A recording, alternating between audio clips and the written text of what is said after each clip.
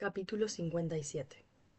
Aquella visita tan extraordinaria sumió a Elizabeth en un estado de agitación muy difícil de refrenar, y pasó muchas horas sin poder pensar en otra cosa. Lady Catherine, al parecer, se había tomado la molestia de viajar desde Rosings con el único propósito de romper su supuesto compromiso con el señor Darcy, un plan, sin duda, de lo más racional. Elizabeth era incapaz de imaginar el origen de aquel rumor, hasta que el recuerdo de que él era amigo íntimo de Bingley y ella, hermana de Jane, la ayudó a comprender que la expectación que despertaba una boda bastaba para sugerir la posibilidad de otra, algo que todo el mundo deseaba. La joven se había percatado asimismo de que el matrimonio de su hermana la llevaría a coincidir más a menudo con el señor Darcy, y sus vecinos de Lucas Lodge, por ese motivo, pues Elizabeth concluyó que su correspondencia con los Collins era la causante de que el rumor hubiera llegado hasta Lady Catherine, habían puesto por escrito que era casi cierto e inmediato lo que ella había creído tal vez posible en alguna época futura. Al reflexionar sobre las palabras de Lady Catherine, sin embargo, no pudo evitar cierto sentimiento de inquietud ante las consecuencias que podría tener el hecho de que esta dama siguiera entrometiéndose en su vida.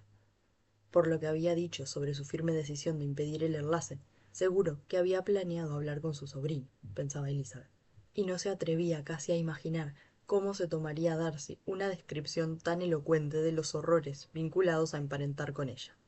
Ignoraba el afecto que sentía por su tía o hasta qué punto se dejaría influir por ella, pero era lógico suponer que la tuviera en mejor concepto que Elizabeth, y era evidente que al enumerar los males de un matrimonio con una joven cuya familia no estaba a su altura, Lady Catherine estaría atacando su punto débil. Con sus ideas sobre la dignidad, es muy probable que encontrara los argumentos de su tía, para Elizabeth ridículos y sin fundamento, llenos de solidez y sentido común.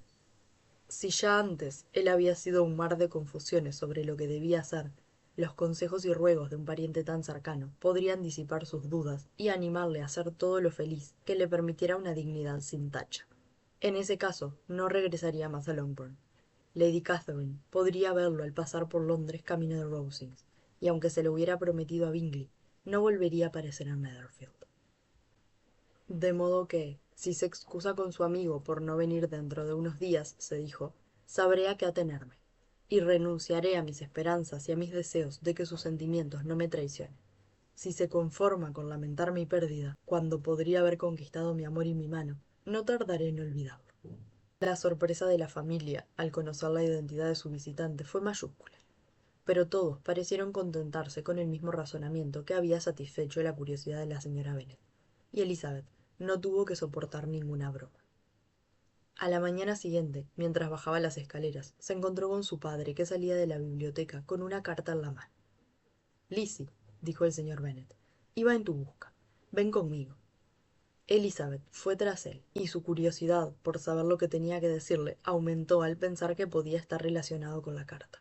Se le ocurrió de pronto que quizá la hubiera escrito Lady Catherine, e imaginó consternada las explicaciones que se vería obligada a dar. Siguió a su padre hasta la chimenea y los dos tomaron asiento. Esta mañana he recibido una carta que me ha dejado absolutamente perplejo, dijo él. Como te concierne sobre todo a ti, debes conocer su contenido. Ignoraba que tenía dos hijas a punto de casarse. Déjame felicitarte por una conquista tan importante.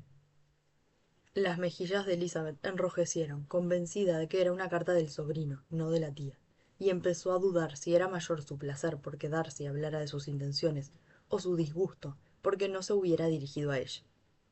Pareces saber de qué estoy hablando.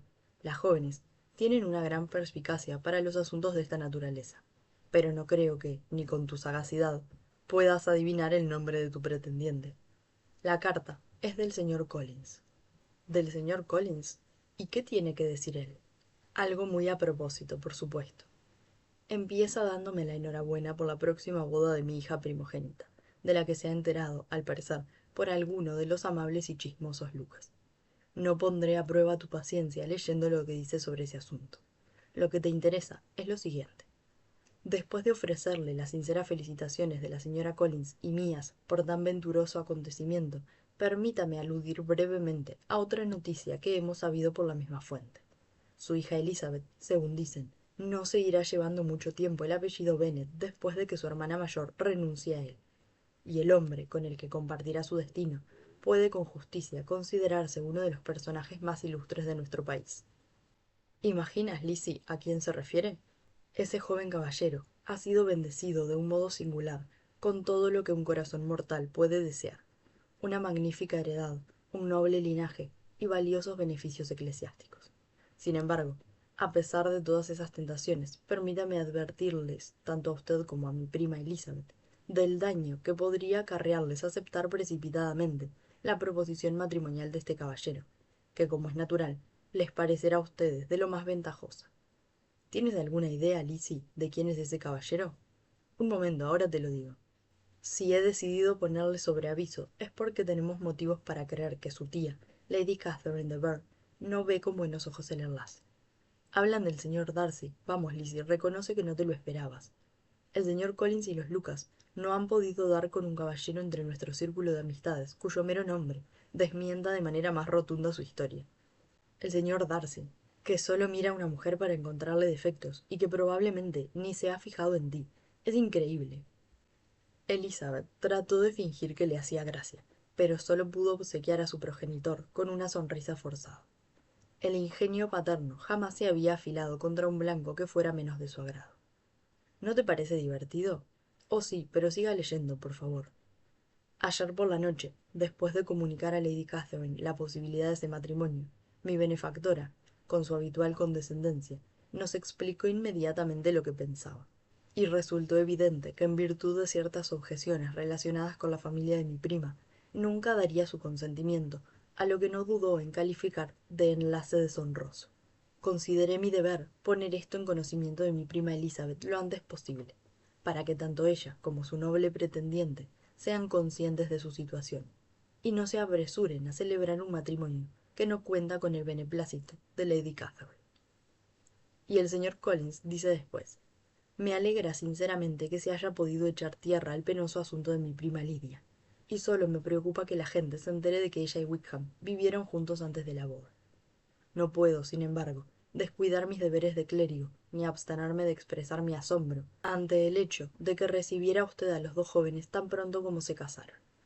Fue un modo de alentar el vicio, y de haber sido yo el rector de Longbourn, me habría opuesto enérgicamente. No hay duda de que tenía que perdonarlos como buen cristiano, pero jamás admitirlos en su presencia, ni permitir que ante usted se pronunciaran sus nombres. Y esa es su idea del perdón cristiano, dijo el señor Bennet. El resto de la carta solo habla del estado de su querida Charlotte y sobre sus esperanzas de un nuevo brote de olivo. Pero, Lizzie, no parece hacerte gracia. Espero que no te pongas melindrosa y te hagas la ofendida por un rumor tan infundado. ¿Qué sentido tiene esta vida si nuestros vecinos no se ríen de nosotros, y nosotros de ellos? No, no, sí me divierte muchísimo, exclamó Elizabeth, pero es tan extraño. Sí, y eso es lo gracioso. Si hubieran elegido a cualquier otro hombre, daría lo mismo, pero su completa indiferencia y tu clara antipatía lo convierten en algo tan maravillosamente absurdo. A pesar de lo mucho que detesto escribir, no dejaría de cartearme con el señor Collins por nada del mundo. No, de ningún modo. Cuando leo una de sus misivas, no puedo sino preferirlo a Wickham, por mucho que valore el descaro y la hipocresía de mi yerno. Por cierto, Lizzie, ¿qué dijo Lady Catherine de esta historia? ¿Vino a visitarnos para negarse a dar su consentimiento? Elizabeth respondió echándose a reír, y como él había hecho esa pregunta sin sospechar que pudiera ser cierta, a ella le dio lo mismo cuando oyó que se la repetía. A Elizabeth nunca le había costado tanto fingir algo que no sentía. Tenía que reír cuando hubiera preferido llorar. Su padre la había humillado cruelmente al hablar de la indiferencia de Darcy, y solo le cabía asombrarse de su falta de perspicacia, o temer, quizá, que no fuera el señor Bennet quien veía demasiado poco, sino ella la que imaginaba demasiado.